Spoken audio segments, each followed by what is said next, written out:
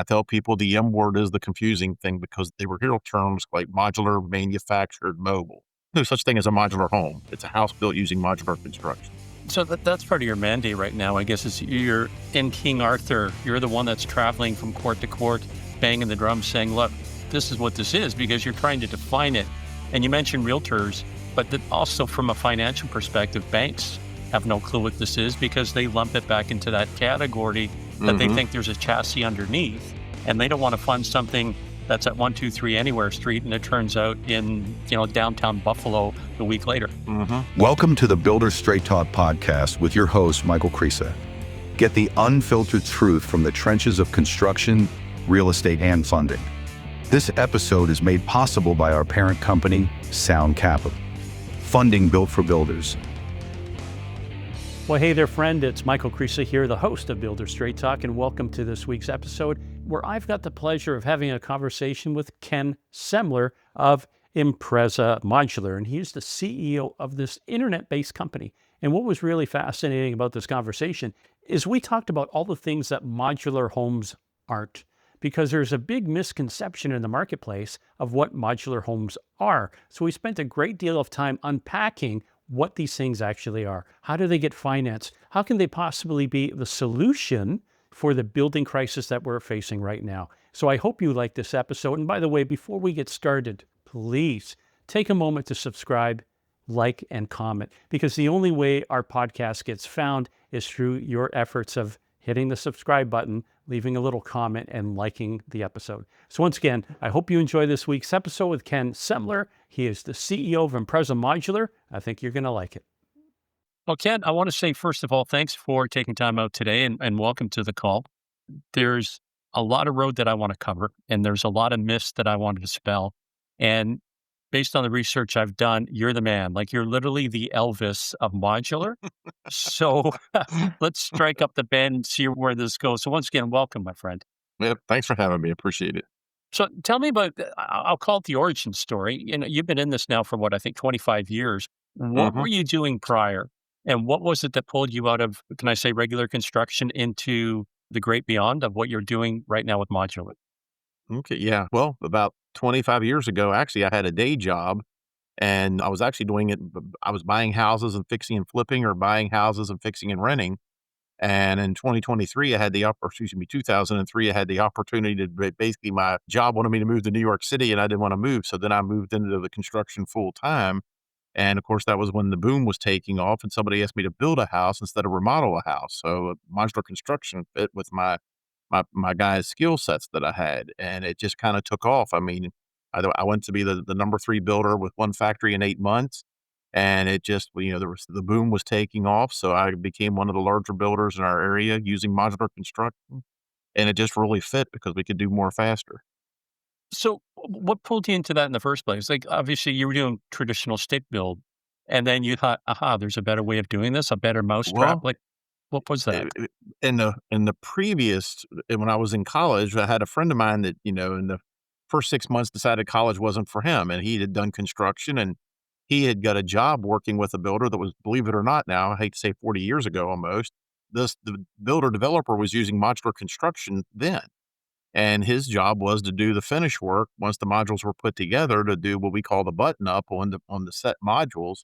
And that's where I got really exposed to the construction side of using modular. And it just happened, in 2003 when things kind of aligned. It was like, huh, maybe we should do this. And we figured it out with the factory, and it really just took off. And 2003 to 2008, we rode the boom. And then 2009, we had the bust.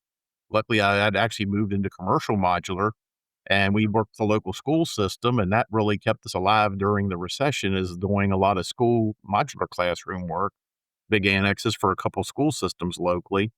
And then I had the idea to, hey, I'm going to start selling homes over the internet. And as I tell people, I went home one day and told my wife in 2009, we're going to start selling homes over the internet. And keep in mind, the internet wasn't what it is today. That was, 15 years ago. And she looked me squarely in the eye and said, you're freaking crazy. Nobody will buy a house over the internet. And, but here we are, that's how almost everybody buys a house nowadays is, that's how they discover it and research it. And so, but we had created Impresa Modular. Well, back then it was called Express Modular. And I decided I wanted to become the first nationwide modular builder. So it took me from, in the US, it's, every state is its own country with its own licensing. And so it took me from 2010 to 2015, but I got licensed, registered, and certified across the country. I'm now in about 44 states and factory relationships. And then we started franchising our business. And then I created a media company because I really do believe in our industry. And so we have a company, iMedia Group, that publishes the industry magazine. And so kind of like, we are holistic. We are in every nook and cranny of offsite construction, doing single family, multifamily, and virtually every state with factory access across the country. Maybe what we should do is let's define what this beast is. When I think back to my teenage days, the iconic car for me was the Trans Am. But you didn't, Hmm. before you got to the Trans Am, there was the Firebird, there was the Formula, there was the Trans Am, then you had the 455 HO, and there's a whole litany of things that you get into that rocket. Let's look at modular and define it because there's so many misconceptions. Like, is it a double wide trailer? Is it on wheels? Is it an add on? So maybe what we should do is let's put a label to each one of these things till we get to the point where you are versus what a traditional stick built is. Okay, so yeah, so you see the traditional stick build. That's what everybody rides by on their way to work. Literally, a hack of lumber is hauled to a site, and one 2x4 at a time is put together out in the rain, wind, sun, whatever. And then what we do is we actually take and, well, within the US, there's a couple different codes, and it actually is very confusing. And I tell people the M word is the confusing thing because they were real terms like modular, manufactured, mobile. In the US, our factory built cousin is a manufactured home, technically since 1976. HUD, the Department of Housing and Urban Development, created this code, which is an affordability code. It's basically meant that if with spit, bubble gum, and glue, you can put a house together and get an engineer to stamp it as safe and meeting that HUD federal code, it passes. But again, it's an affordability code. Everybody's for affordable housing, but you're not going to get it built to the same code in the US as what they call the International Residential Code. A modular home is that, just that. We take a standard plan, break it up into modules, build it in a factory. They'll put it on a carrier, deliver it to a site, and in Lego Lake fashion, assemble it on a permanent foundation, and the carriers go back to the factory, but the units are built to the International Residential Code.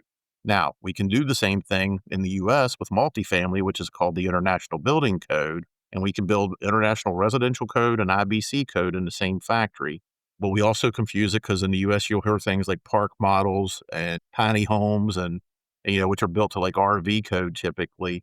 But the key is in labeling, and that's what I spend a lot of time teaching appraisers and realtors how to look for the differences because sometimes the differences are subtle and it's hard to discover.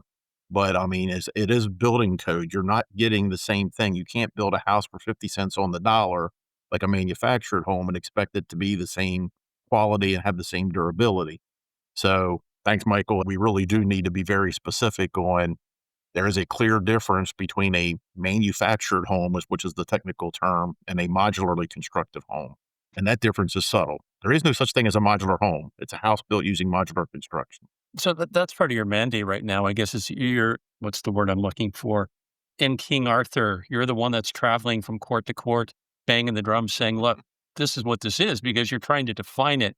And you mentioned realtors, but also from a financial perspective, banks have no clue what this is because they lump it back into that category that they Hmm. think there's a chassis underneath.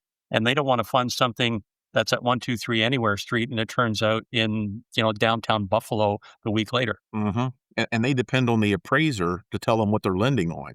And so that's why I have to spend time with realtors and appraisers because the bank 100% the appraiser tells the bank what code that home was built to.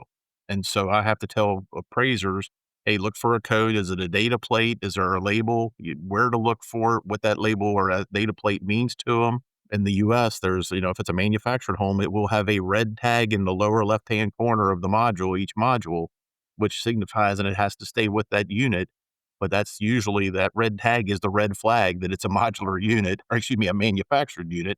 I want to make that straight. Red tag means it's manufactured. And then inside, typically in the kitchen under the sink, there will be a label if it's modular. And that modular is the certification that it was inspected in the factory and meets IRC or IBC. When I think modular, and again, this is an education process for me, and that's why I'm glad I'm speaking with you. I still have this misconception of a trailer park somewhere, on the outskirts of town. I order your home, it's dropped in there, the wheels are taken off. And obviously now I know that's not the case. Have you got a subdivision anywhere? Like I still get this idea of it's one at a time versus a developer's getting involved in putting up 10, 20, 30. No, there's developments actually starting everywhere. Developers are discovering modular construction. We work with one developer in the Carolinas, and they've done about, I think, 4 to 6 modular units, but these look just, they're standard houses. I mean, they're going to be. You'll go into that subdivision. One we worked with them on in Black Mountain, North Carolina. There's 43 units, and they're all 1 story, 2 story, modularly constructed houses. You would go into it, never know the difference. It's sold out at this point. Actually, in Colorado, I've got a friend that has a factory that he has it's a 189 unit subdivision, and it's got a combination of townhomes, modular townhomes, single family homes, and he's built that out. He's also then built, and we can do lots of different styles. That's the one thing that people, in the East Coast, everything is going to be a pitched roof, with a peak. As you get to Colorado, everything is a single slope, monoslope roof. It's just kind of that mountain modern style. So we can do it really virtually anything with modular. And even if it's, we've done large because we franchise, my franchisee in North Carolina, he's done recently did a 9,000 square foot, 14 module house. We do what we call hybrid construction of a combination of panels, components, and modular, but 14 modules with the rest of it assembled. And that house went up in about 6 months. Had that been a site built house, that would have been easily an 18-month to 2 year build for that large custom home. So speed is huge. So you're traditionally building, but you're doing it inside a controlled environment. So in my mind, I'm seeing the big advantage is I'm not worried about my materials rotting. They're not getting wet. They're not exposed to the elements. And being in a factory setting, everything's controlled in that respect. I would have to think from a waste perspective, you're probably wasting less because you can be more precise about what you're cutting, especially if you're doing it en masse and you're repeating the same styles, if you will. Are the materials on the outside the same? Like, are you using vinyl siding, wood siding? And this takes me back again to the subdivision. If I were to walk down and you drop me in one, could I tell the difference? No, we are typically using exactly what you would be using on site. If you're doing an LP Smart Side or a Hardy product, or you're doing a CertainTeed vinyl siding, that's exactly what we're using in the factory, and that's usually defined by region is what the standard usually is. I mean, on the inside, we're using name brand faucets and Kohler, Moen. There's no difference in the quality with the material we're using, but kind of to your point earlier, the efficiency in the factory. I mean, the whole mantra of the factory is reduce, reuse, recycle. So if I can, through planning, reduce the amount of materials in the module of the unit for the house, I can save money. If I can reuse, because keep in mind when we do cut a piece off of a board that's 2 feet, we can actually reuse it as blocking. Where on site, the guy that's stick building, his carpenter just grabs another 2x4, cuts the 2 feet off he needs, and throws away the other 6 feet. I mean, it's just that's inherent in that industry. And then recycling, the biggest thing is you look outside of any job site and you'll see a 30 cubic yard dumpster, and that usually gets filled once or twice per house and hauled away. And what's lost on most people is you didn't pay to haul it away and to have it there, but you paid for everything in that dumpster. That was material that was shortcuts, waste, stuff that was done incorrectly and was hauled away. Whereas at the factory, typically you have 3 cubic yard dumpsters, and one's marked wire, one's marked gypsum, one's marked wood. And so all that stuff's getting recycled. Very little trash actually ever leaves a factory and goes to a landfill in a modular factory. So from a builder's perspective, you're saving money there. I would think that the other savings would be, if I were to break it down dollar per square foot, the cost to build is probably the same. But in terms of labor, you must be saving them tons of time. I'm guessing a month, 2 months, 3 months on what it would take to Oh, actually put that thing up. oh yeah. Well, in most factories, again, it's very different because if you think in conventional construction, you take the tools to the house, the tools to the project. In modular construction in a factory, you bring the module to the tools. This is a manufacturing process. And so the labor is very, like you say, very defined. I'm doing this, this, and this. A module that would typically, a house, say it's a 4 module house, 2-story home that might take 6 months on site. Those modules are actually constructed depending on the factory in 3 days, 5 days, or 8 days. That's how fast a 2-story home was built in a factory. And oh, by the way, simultaneously, the foundation was being built on site. Whereas on site, it's a sequential process. I have to build the foundation before I can put the floor, then I can put the walls on the floor, then I can put the roof on the walls. At the factory, a volumetric module is created while the foundation's being done, and we then with a crane show up a day or a week after the foundation's complete and put these modules that are interior. The interior is 65, 75, 85% complete. So it's a huge time savings. Get out of Dodge. Did you just say you can build a house in the factory within a matter of days? Yes, I'm not talking a it's dollhouse. I mean, like a real house. I mean, a real house. I mean, that we have factories and we call them line moves. So every time the line moves and one module squirts out the end, that in production, if there's 18 stations and that factory's doing 4 to 6 line moves per day, every 6 modules, say, or 4 modules are coming out at the end of that day. So that means if it started on a Monday, it's coming out the end of the factory on Friday, finished. And so that means the tile, the backsplashes in the kitchen countertop could be granite, Corian, quartz. The cabinets are in, the flooring is in. Most multifamily, the heating and cooling systems are put in, windows are done, and it's done consistently. I mean, what I like about the factory is, most materials that are used when you get that leaky window, it's not the window was bad. It was failure in the field, a bad install.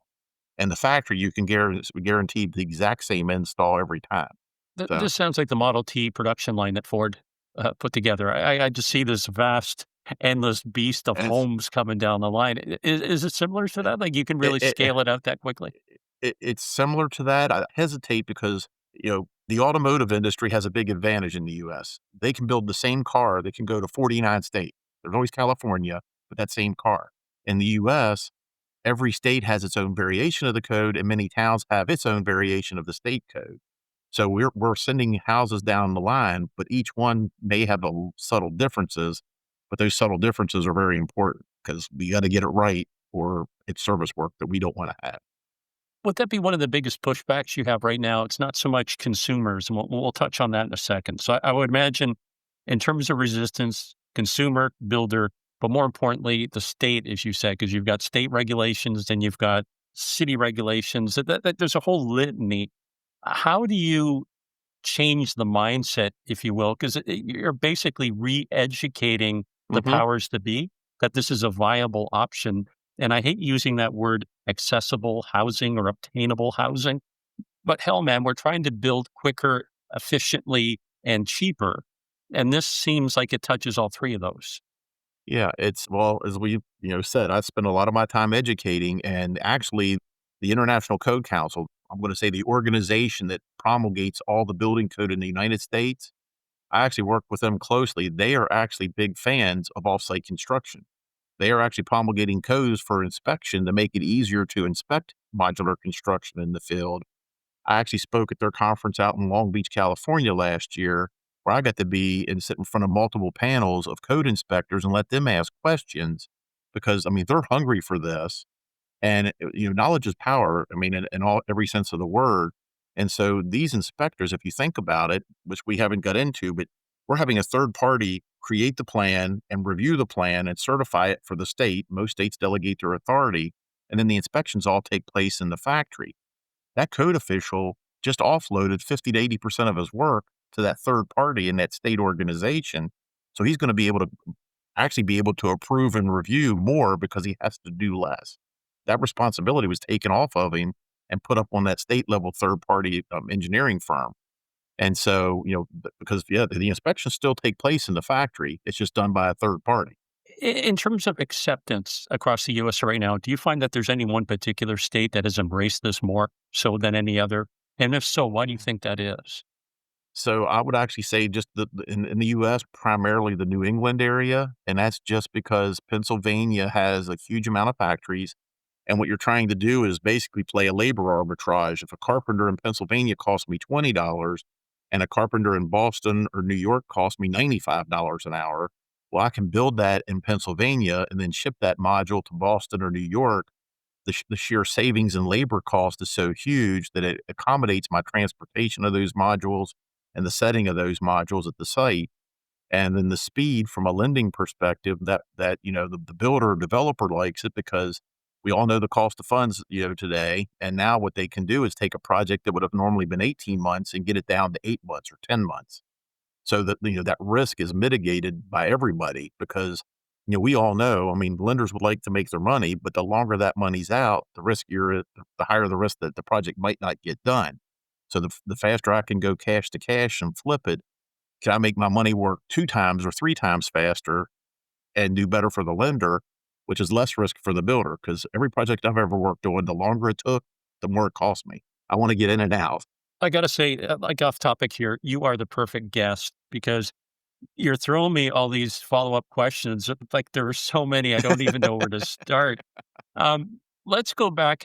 You're a prolific writer. You've done hundreds of articles, and there's one that you penned. It was "Don't Work Harder, Build Smarter," and it basically talked about how by doing this in factory, you're saving cost, and you know what your costs are going to be, almost like to the penny. Has there been an example that you can share, like a case study of a builder that ordered one and everything lined up exactly the way it was supposed to be?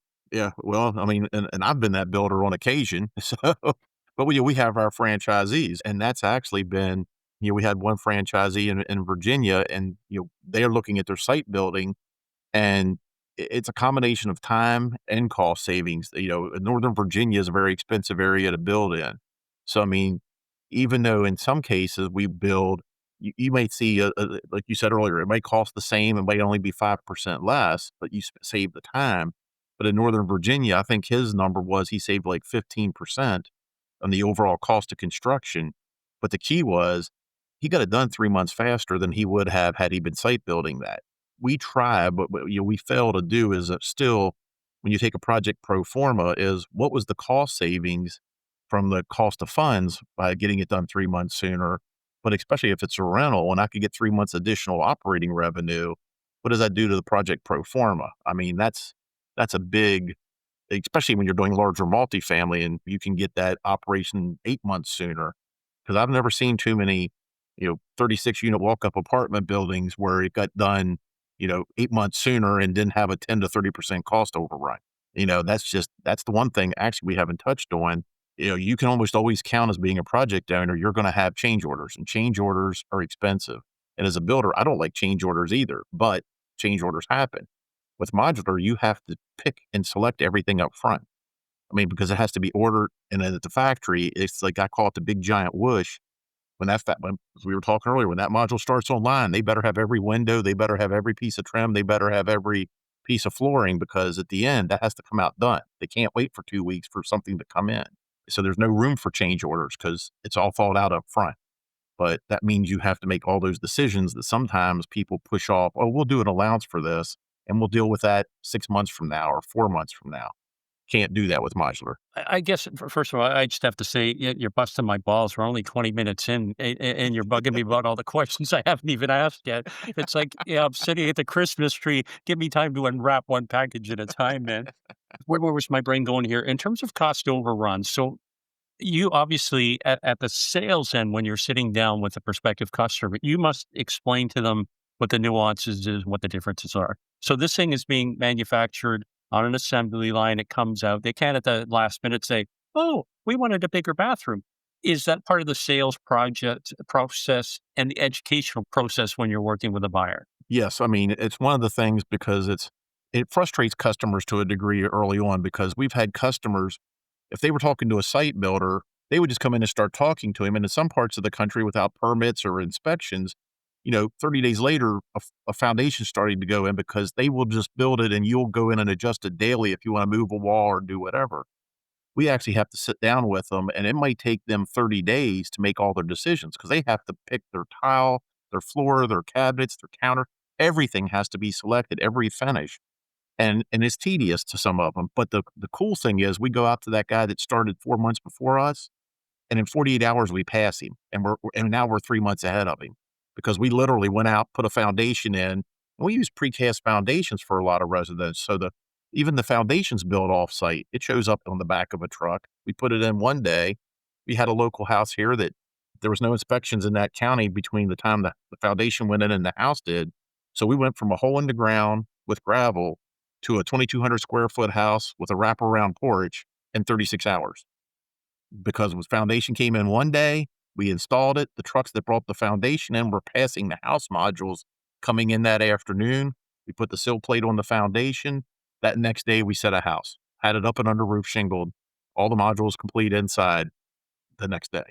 So let's talk about that for a second, because I'm imagining these big gnarly, flatbeds that are bringing in these beasts of components that you put together. It's hard enough to go to the grocery store, bring home eggs without cracking them in my car.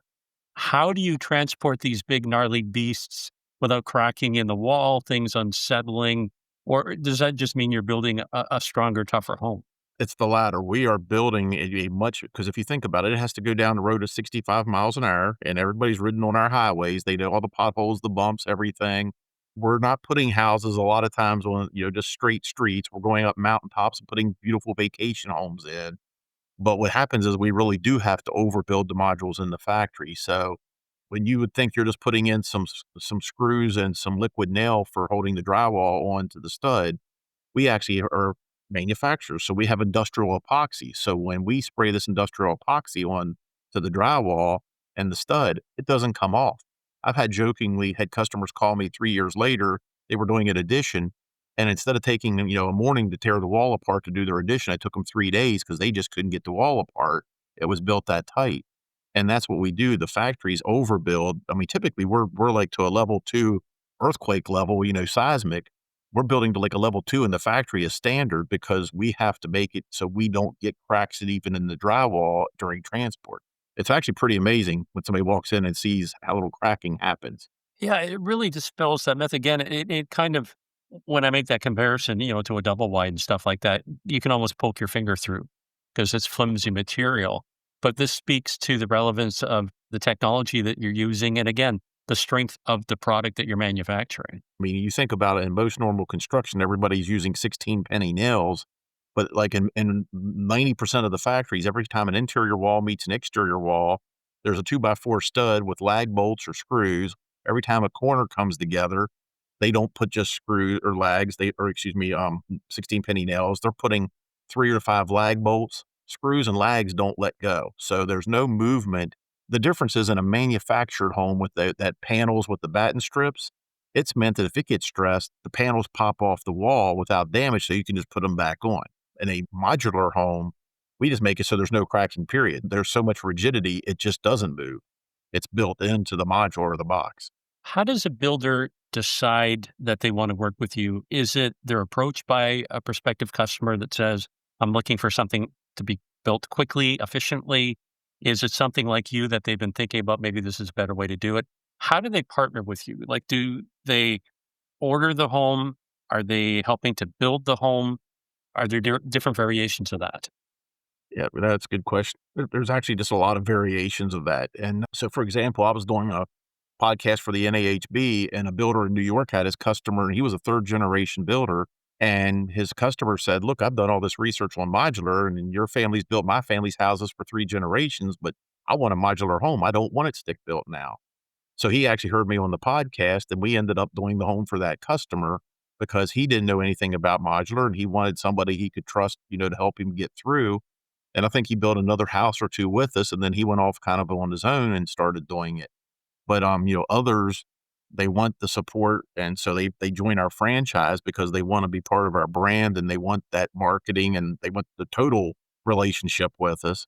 And then sometimes it's project-based, especially in multifamily. They just come and they wanna do, a 12-unit garden apartment or whatever that is, and they just have us come, that we work with them through the design, and in some case, if they're the GC, we'll do the design, order, delivery, and set, and they'll do the rest on site. So we have a lot of different ways to work with people. Okay, so you open that door. Let me walk in through it. Tell me about a franchise then. What am I getting? So in our industry, I've taken a lot of leadership roles, but I feel that, we've done a horrible job of training new to modular builders.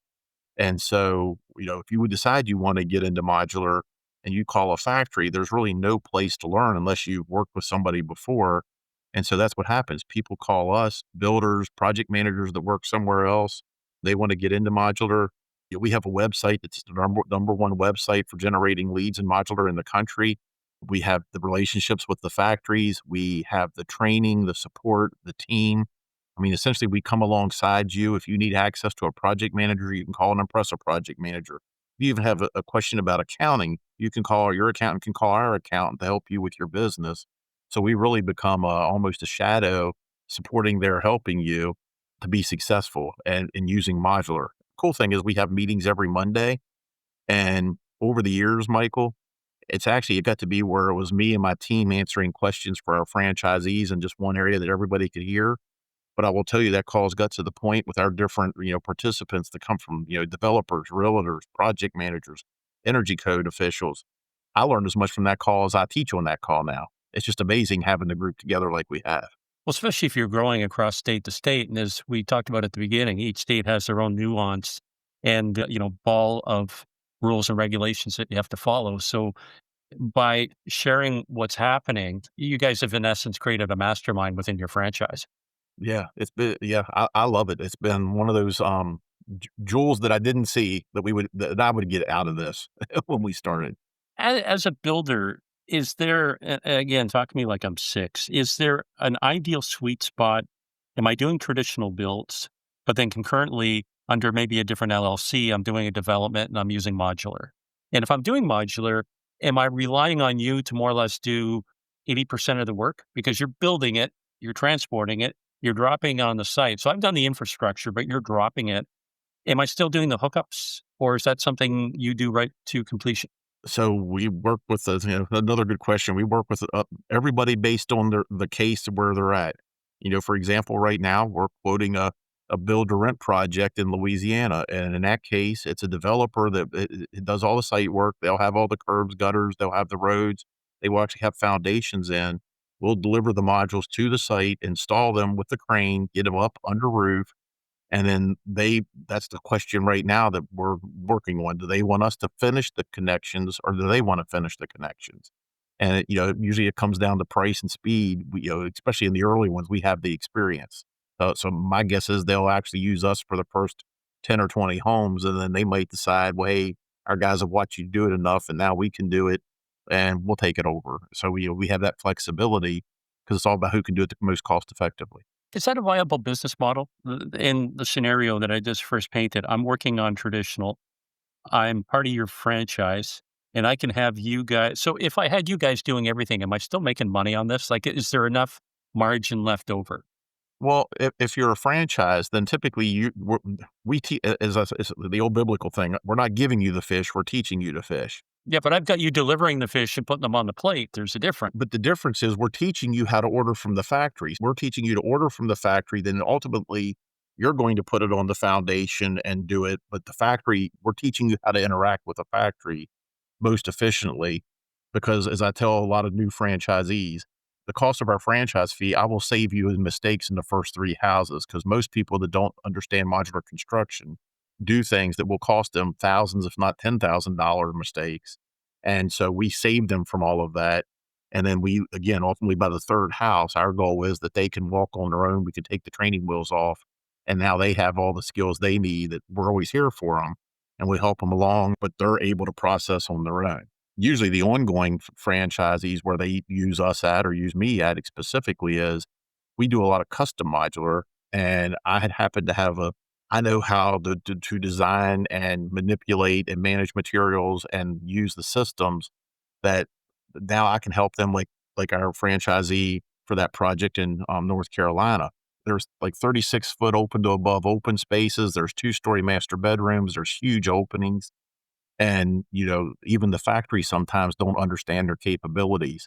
And so I end up helping with the design and helping the factory build stuff that they didn't even think they were capable of. Well, you mentioned costly mistakes that they make. Can you throw out a few of them? So sometimes it's just thinking like transportation to the site.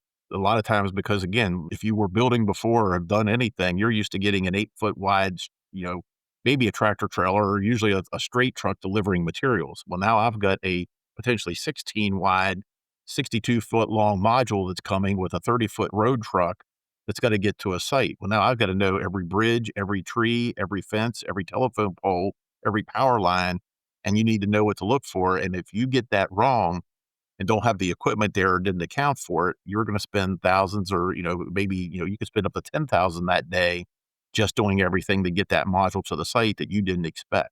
Like I tell the franchisees, you're never going to call me when things are going good. You're going to call me when it's hitting the fan. And, I don't get the pretty calls. I get the calls when Yeah. they need my help right now. So yeah. So that's just one example. And there's lots, like even in design areas, you know, designing where a kitchen is split through where the modules come together. Don't put the kitchen all in one module. Don't put the kitchen across multiple modules. That lets the factory do more. There's lots of things on that list that we can help save you from. Even when you were talking about the logistics, it kind of fired out a story. I live in a train station, a big gnarly train, 150 years old, and it was decommissioned, and it was in town, like a little rural town called Durham, Ontario. And the guy that bought it got it for $500, and it's about 4,000 square feet. And what they ended up doing is they cut it in half. They put it on 2 flatbed trailers and they hauled it out to where it is now. So you think $500, what a steal. But it costs about 30 grand in all the permits and cutting hydro wires, putting them back, all the logistical stuff. And ideally what they wanted to do is on the other side of where I live, there's a river. On the other side of the river is a trailer park that he owned. So this train station was going to be the community center, rec center of that park. Well, they made it all the way to a kilometer away here on the intersection, and then somebody went, "Eh," they forgot about the covered bridge. And you gotta ask yourself, like, how did you get this far, Gilligan, without taking into account that there's a bridge at your driveway? So they ended up dropping it here, and forever this is where this beastie has lived. And they Hmm. severed off the land, and yeah, so getting back to your point, it's not the complicated mistakes, it's the subtle ones that you didn't even realize they're gonna really bite you in the ass. Yeah. Yeah. And that's what we try to save you from. We save you from yourself, hopefully, on the first couple homes. So far, we've been talking about more or less, I don't want to say cookie cutter, not disrespectfully, but let's say traditional in terms of the style that you're building. But you guys also do multi-story Hmm. using Oh, yeah. modular. Tell me about that. Yeah, like that module we did at that big house. I mean, that's a 2-story, really 2.5-story. The bulk of the factories in the US use wood frame construction. Yes, we can use late gauge steel studs, but the bulk of the factories are, because wood's plentiful in North America, that's what we do. We're basically limited to what you can do with wood frame construction. So usually 4 stories is our standard, is our maximum height. And we can go 5 stories if actually we have a fireproof pedestal, basically, that's, the treated wood. And so we can do multifamily that way. We can do residential, townhouses, and we actually do a lot of what we do is I'm going to say vacation homes where you're doing chalets, where big vaulted ceilings that's open to above, big trapezoid windows, glass walls looking out over beautiful views. So especially in the southern Appalachia, and the western North Carolina area, we do a lot of chalets and vacation homes in those areas as well as upstate New York, just the beautiful mountains there. And people look at that and they're like, "How could you do that with modular?" And we do it every day. So it's just Yeah, this is redefining in my brain what modular is, 'cause I think about when you say chalets in Canada, once upon a time, there was a really big builder, Viceroy Homes, and that was more or less like a kit. So they not pre-assembled, they pre-cut all the materials, load them into boxes, they would show up on your site, and just like a kid with a, jigsaw puzzle, they're taking out the pieces and putting it together. And mhm, some of these were beautiful, and they really introduced the concept of open concept and the peak root, like, triangle mhm. shapes. And you guys are doing this again. You're just rocking my world here in terms of what can be accomplished with modular. Oh, yeah. We actually do, like, I just finished we did one in Tennessee up on top, and this is amazing. It's actually a writer in Florida went to her husband's old family home, and he had owned property up in the Cumberland Plateau. This is on top of a mountain. Most people, other builders had turned it down, said you can't get a modular to the site because of the turns in the road. But you just got to know your product and how it works, and we do. And so we got these 4 modules to the site, and we actually did what we call a 4-box Cape Chalet. So instead of using panels or pop-ups like an origami roof, we actually have that chalet was already done inside. So when we set it down, it's set like a 2-story, but it was a chalet. So the back half of the house is a 2-story on the second floor, or, just a regular conventional. The front of it is that angled roof chalet, and with the windows in and everything. And we just set it down again in Lego-like fashion. And they have a view that's just amazing. You can't see a house for 20 miles, and they've got mountains and gorge, and it sets, they had to pin the foundation and the stone where it sets. And I would never let my grandkids run around on that job site because it would be dangerous. And it's got to be a sight to see when you're hauling these beasties on a flatbed to the Oh, site. yeah, yeah, but there's escorts that have to, be in front and take, because you were literally for, like, in this case, it was the wider loads, 16 wide, and in the US, you basically have to push people into driveways coming the other way or off the road. The escorts have to get them off for that unit to come through. It's like a double-edged sword marketing opportunity because I'm stuck behind you at 2 miles behind. You could have, like, displays brought to you by, but at the same token, it's like, "You bastards are making me late for work."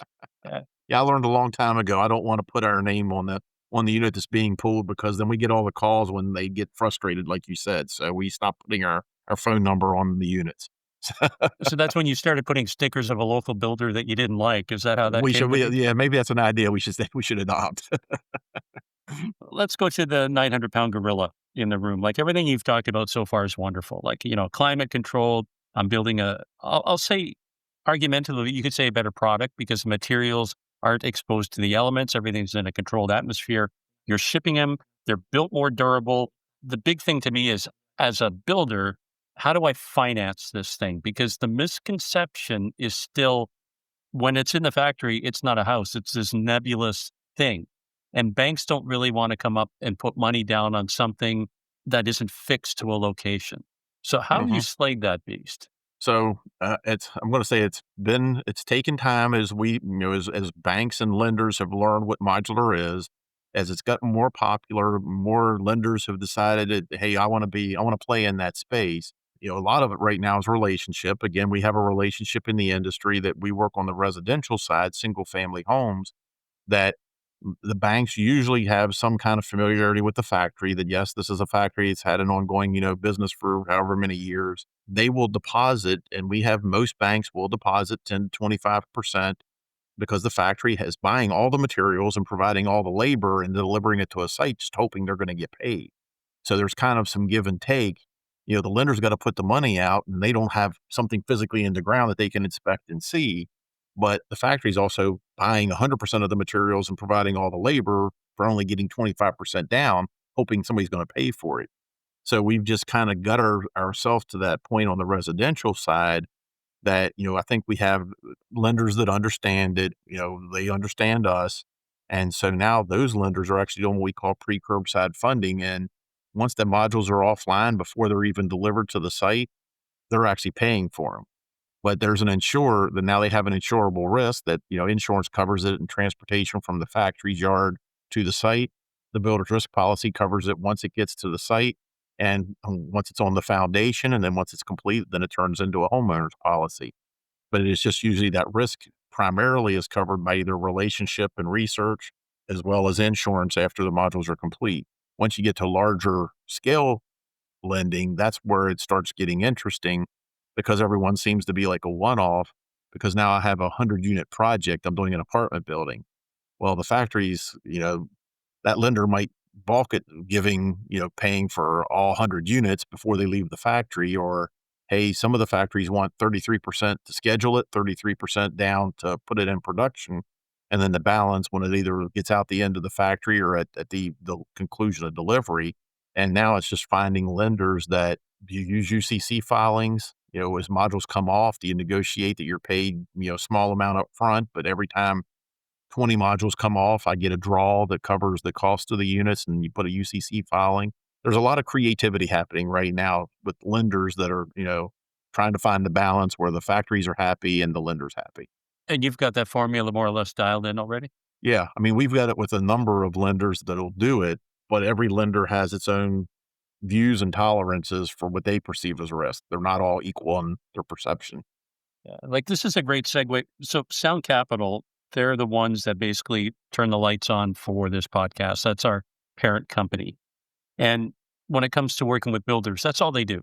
Like their Hmm. specialty, their raison d'etre for getting up in the morning is to work with builders and to fund, right? And their criteria is almost laughable in terms of how easy it is. Like you have to have a credit score of 680 and above, no criminal record, and you've had 10 homes on title that you've built. And even the 10 homes, if you're partnered up, let's say you and I can, I built 4, you built 6, and we're working on the next project together, that counts as 10, right? Hmm. And because they're private money, they have a lot of flexibility in terms of how they can structure a deal. And they've done, I don't want to say thousands, like James alone has overseen probably 40,000 builds. One guy, 40,000 builds. And he's been in money since he was 18 years old. So I'm trying to get my head around bringing sound in here because number one, as we look at what's happening across well, not Canada, the US, Canada's the same. But in the US right now, I think you're still falling short about 250,000 homes per year, even Hmm. at full production, which is a staggering number. So how do you address that? And it seems that you've got the winning ticket, that you can be turning these things out. But the stumbling block still comes back to one, educating the builder that they've got to Hmm. understand this is a viable option and how they get involved. Educating the consumer that this isn't a double wide trailer, that it's actually a quality built home. And three, the financial partners have to come in and understand that they will make money at the end of the rainbow. I guess Hmm. to me, the one question I'm going to ask if I was Mr. Drysdale, the quintessential banker twirling my mustache, okay, I totally get it. It's your factory, Ken. I like you. You go to church on Sunday. Our kids play soccer together. But what happens if something happens in the factory? What if prices go up astronomically? What if you couldn't pay your bills? Like if that company folds, then what happens to that investment? And I think that's where banks are kind of sitting on the sideline saying, yeah, we want to jump in here, but cover that one for us. So, yeah, I get that question, and so I look at it like this: is if you're a site builder, you're going to the bank, they check you out, and everything looks good, but they get you get that apartment building half built, and now you're the site builder, and you go belly up. Well, essentially, I now, Mr. Lender, have a half-born baby. It's a house sitting out there in the field that's subject to the weather, subject to the element of people, looters, people coming in, taking whatever's there because nobody's looking and nobody's showing up at the site. And now I've got to find somebody to finish a project that most builders don't want to jump into somebody else's mess. So now I'm a lender with a half-built project that's unprotected. If I have a factory, and again, you're going to do your research on the factory, but if a project gets half built and say it's a 100-unit project and 50 units get built, well, I've paid for those 50 units as they come offline, but I've got 50 units that, guess what? They're packaged, they're finished. Yes, they could go to a different site. They don't have to go to that site they were going. Yes, you're gonna have to find another builder to do it, but I'm not stepping into somebody else's mess in the same sense. I actually have an asset that's protected. It's just not real estate, it's chattel at that point, and I have a UCC filing, so it's mine, nobody can come and take it. And so, yes, nobody wants to be in that case, whether it's a site builder or a factory build. But I think you're better off if something happens at the factory than if something happens in the field.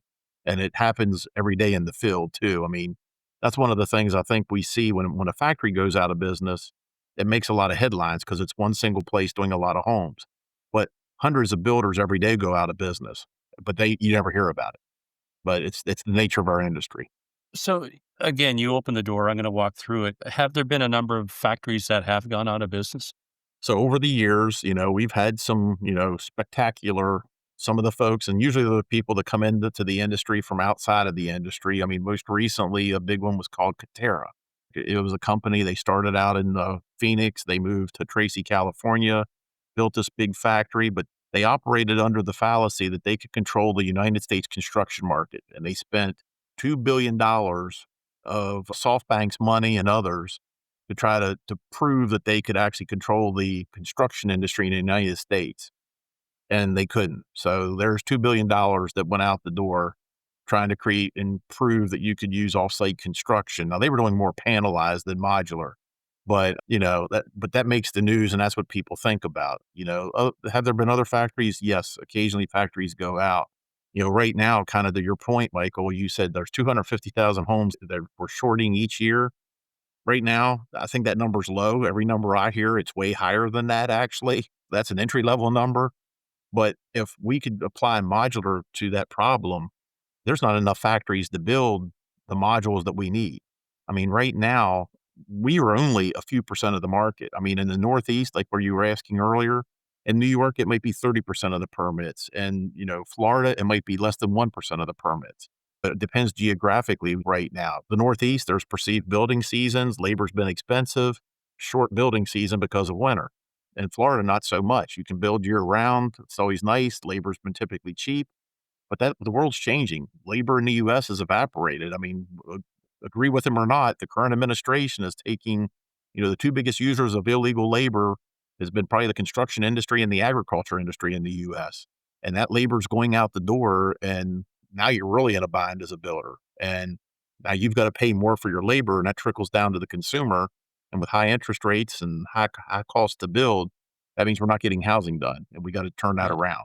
Well, that issue is also being compounded with age because you've got an aging workforce.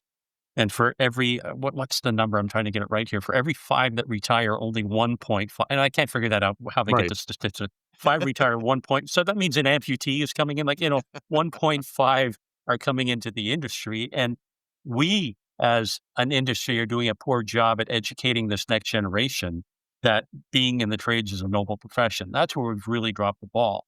And I could argue that it's almost similar to the definition of what we're trying to prove with you, that this is a viable option. It's not cheap construction. So it's an education process. We're trying to educate Mhm. consumers that you've got a really good product here. We're trying to educate a generation that you can have a wonderful career as opposed to holding some degree and working at Baskin Robbins. Mhm. I'll get off my pedestal there, Ken. No, no, Yeah. you're exactly right, and I am, encouraged because I see I actually I feel like finally, after all these years, I still remember there's guidance counselor offices that have a construction worker up with a circle with a line through it. Like, you don't wanna be a construction worker, you wanna go to college.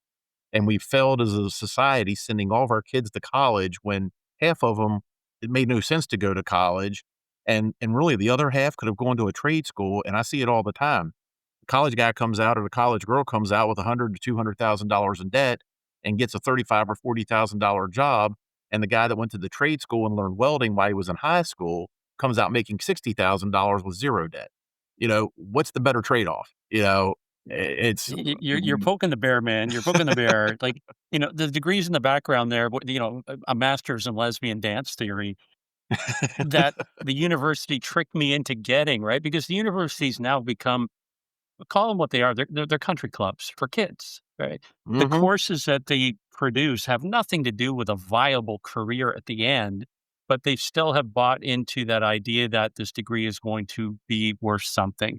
And let's not even get into the indoctrination of what's happening in universities. That's a different podcast altogether. But to your point, when I look at the trades, like a perfect example is one guy that I interviewed. He was working with a plumber, right? And the plumber shows up in his van. He's wearing a shirt like yours with his crest. Wonderful guy, right? Unbeknownst to my friend, this guy's a multi-millionaire. He has his own private jet.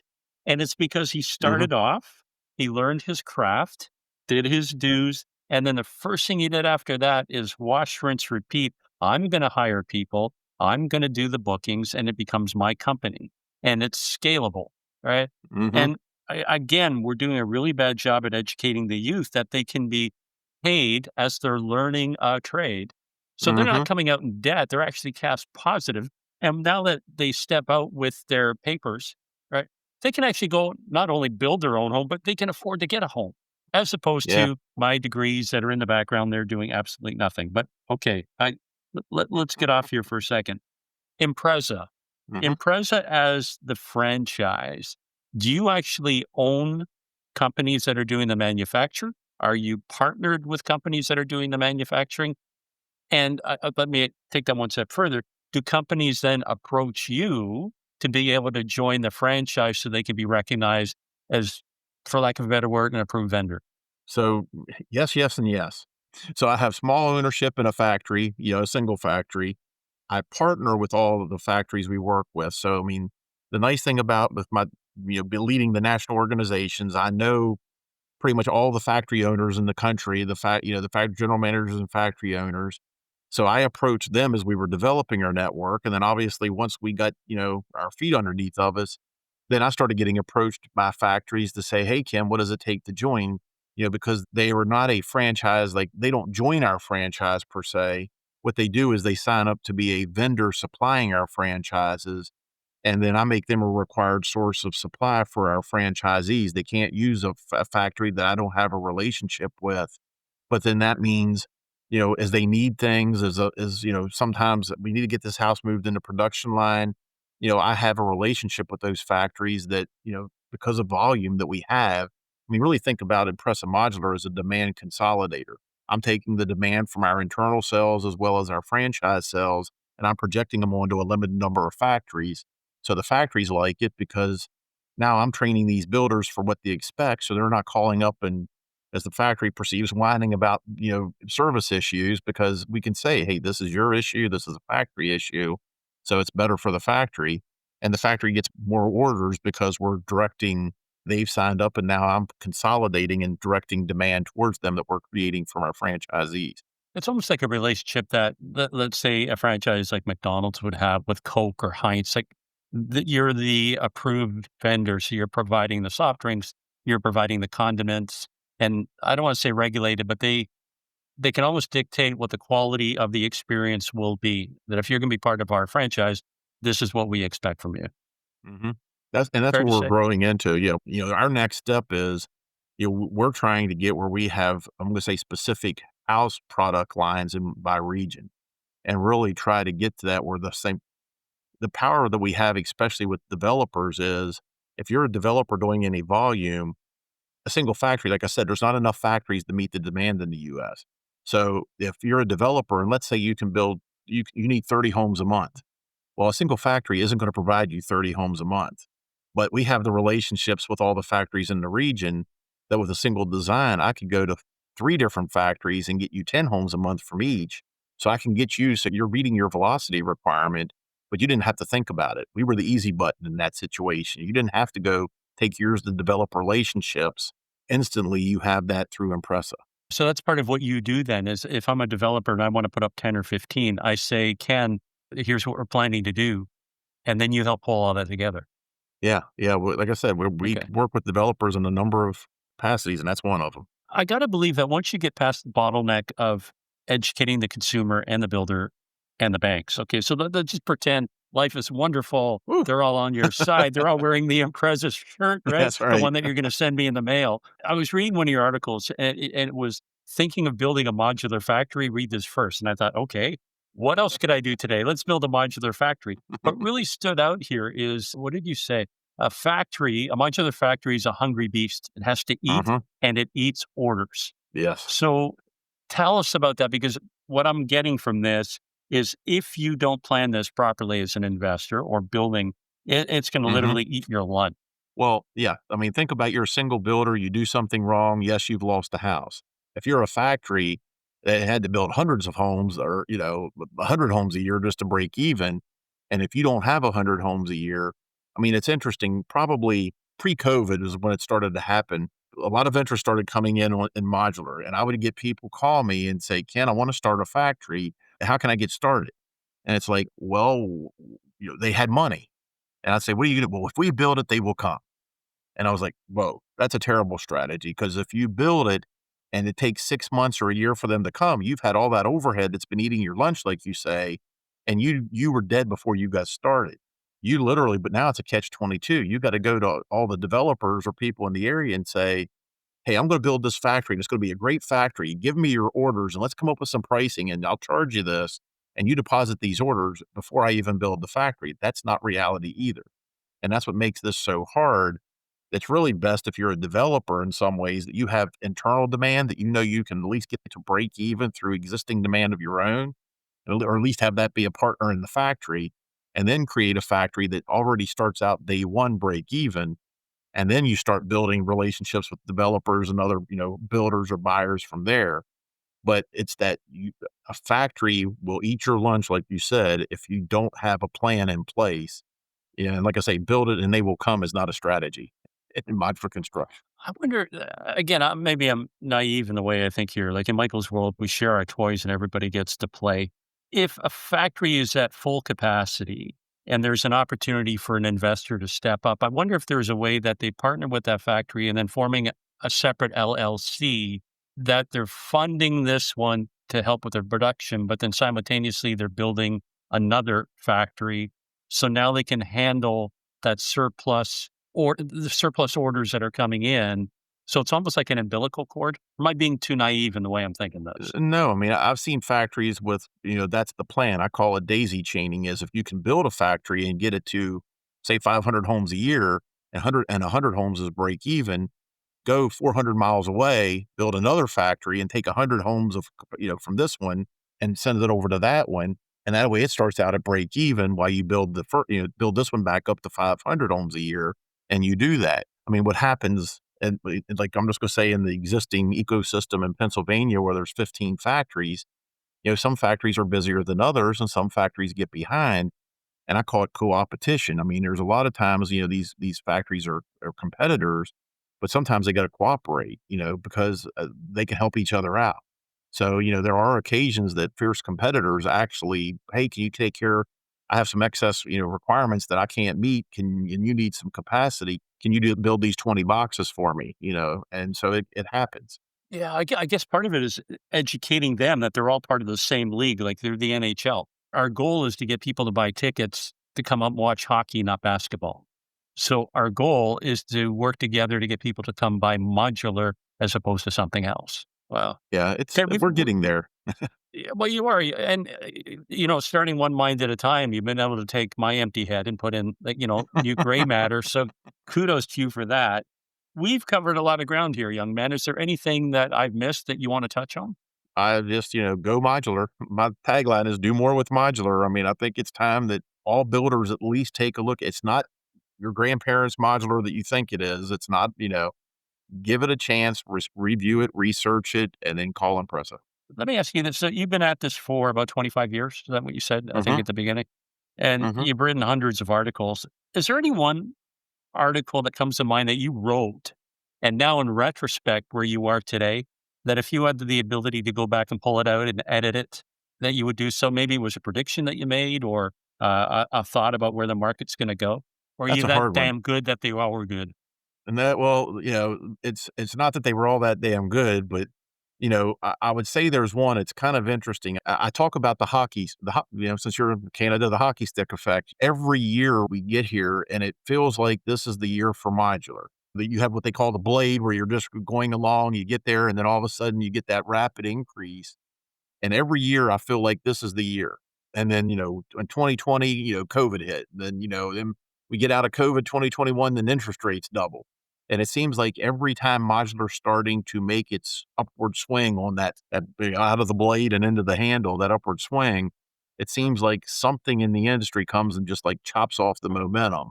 And I think, my prediction again now in 2026 is I think interest rates are coming down. I think, labor is at a premium. I think people are doing the research. The internet's our best friend to help people understand. To your point, I think lenders are wanting to figure out how to do this. There's an opportunity. We have a housing crisis that's just getting worse and worse. And so I kind of think it's the perfect storm for modular in 2026. And I just hope I'm sitting on their launch pad for it in January.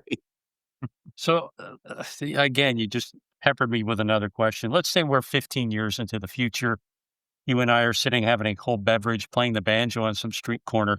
What is it that you think would have happened 10 years or 15 years into the future within the modular industry? What is it that you think you'd like to see? Maybe it's caught up with what your predictions are, but 15 years from now, what do you think? That's a hard one. I think the industry is going through a ton of changes, and not just the modular industry, but I'm going to say the construction industry.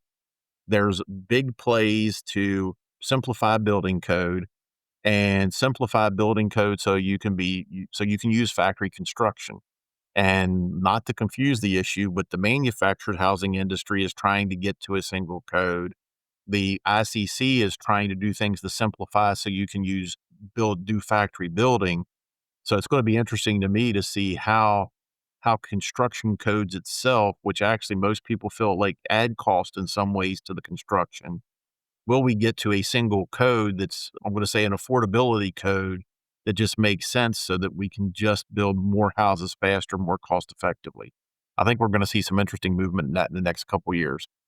It's like the industry's got its foot on the gas, but regulators are holding down the brake. Yeah, Yeah. and they want to work with us. I mean, I do genuinely feel we've got some regulators that are getting it now. I mean, the demand for housing, the constituents that need for housing is starting to overcome the need for, I'm going to say, holding power and not letting us do certain things. I got one last question for you, Ken. Totally unrelated, and something that I pray doesn't happen for decades to come. But you find yourself one morning, you woke up and you're standing up front of St. Peter's Gate, Heaven's Gate with St. Peter there beside it. And you're looking over and you see the guy's got an iPad and he's motioning to you to come over here and take a look. And he's scrolling through the iPad here. And this is your life story, right? And he looks at you and he kind of shakes his finger at this one, smiles at this one, and he keeps going and going. And you're thinking, come on, man, like what's the end of this story? And then he stops and he looks at you and he says, Ken, not today. You're not getting in here today because you've got something you haven't finished yet. What is that? Hmm.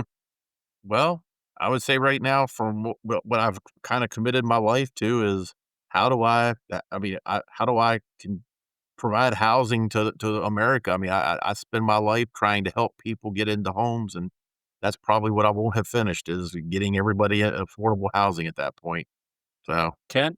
it's, you can go a lot of different ways with that question. I can think of a lot of family things too that, we got to take care of, grandkids and things like that. So hopefully I've taken care of that. That's one of the things I want to say. Hopefully I've taken care of that before I get to that question. Well, I think I've given you something to ponder for the rest of the afternoon. How's that? Yeah. You've taken away my work day. So My friend? Yeah, thanks for taking time. It's been, for me, a real educational experience, and I'm glad our paths have crossed. yeah, no, great. Thank you, Michael. I've really enjoyed the time today. Thanks for listening to Builder Straight Talk. Make sure to like, comment, and share this episode on your favorite social media platform. And don't forget to subscribe to the podcast, available wherever you get your podcast streaming fix. Until next time, keep building smarter. This episode is made possible by our parent company, Sound Capital, funding built for builders.